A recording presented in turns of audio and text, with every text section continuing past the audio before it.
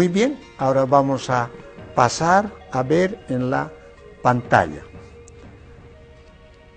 Ya nos van a mostrar, ahí dice conjugación del verbo aymara iquiña, que significa dormir. Esta conjugación corresponde, ¿no?, al tiempo futuro.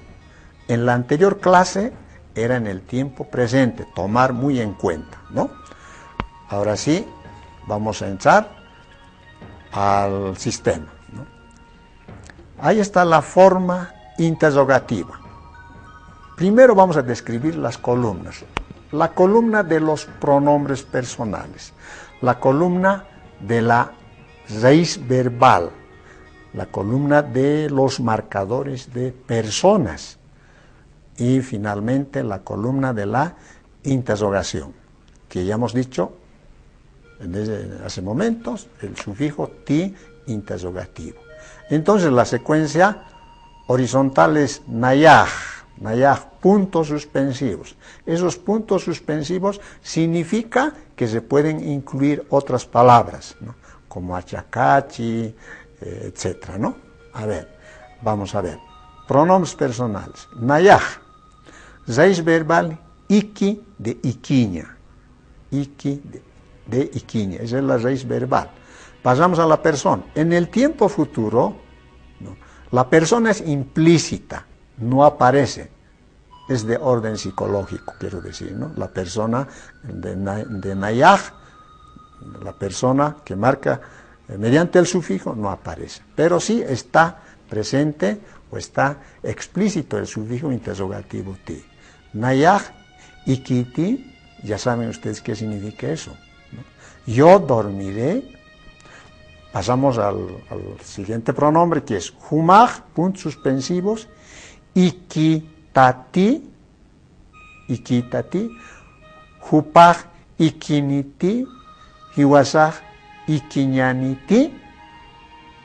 Entonces, esa es la forma interrogativa. Ahora vamos a pasar a la forma afirmativa.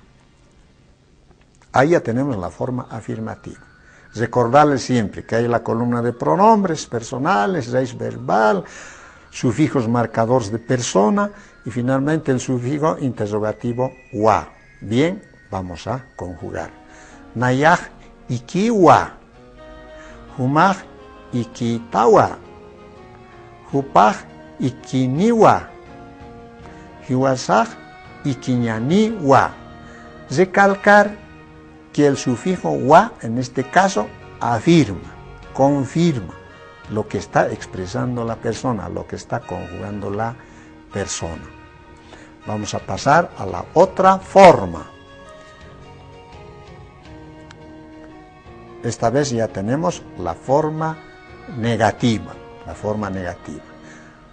Aquí vemos una extensión, porque se incluye la palabra de negación hani o haniu. Conjugamos naya, haniu, ikkati. Naya, haniu, ikkati. En la columna de las personas no aparece de la primera persona, el sufijo marcador de la primera persona. Esa persona está implícita. Pasamos a la segunda persona, que dice humaj. Humaj, haniu, ikkatati. Humaj haniu ikkatati. Tú no dormirás. Hupaj haniu ikkaniti. Hupaj haniu ikkaniti. Hiwasaj haniu ikkañaniti. Hiwasaj haniu ikkañaniti. Aclararles que el sufijo final ti, en este caso, no representa la interrogación como en la conjugación anterior, ¿no? Este sufijo ti es negativo. ¿Por qué? Porque sufre la influencia de la palabra negativa haniu. Por esa razón. Es homónimo, es un sufijo homónimo, obviamente, pero en el sistema, por estar afectado por la palabra haniu, entonces ese sufijo final ti significa negación. Hemos visto que hay 3 negaciones, haniu, y ka es también negación, y el ti negación, ¿no? Entonces, hemos podido abarcar esta conjugación del verbo iquiña. Esperamos que ustedes puedan conjugar este verbo y otros verbos que terminen en iña y siempre conjugar en la forma interrogativa, en la forma afirmativa y en la forma negativa, ¿no?